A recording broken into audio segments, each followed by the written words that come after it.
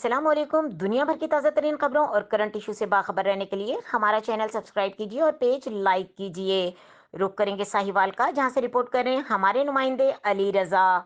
ساہیوال ضلع انتظامیہ کرسمس پر مسیحی بھائیوں کو بہترین سہولیات کی فراہمی کے لیے پرعزم ڈپٹی کمشنر واجد علی شاہ کی ہدایت پر ساہیوال اور چیچا وطنی میں 2 کرسمس بازار فعال۔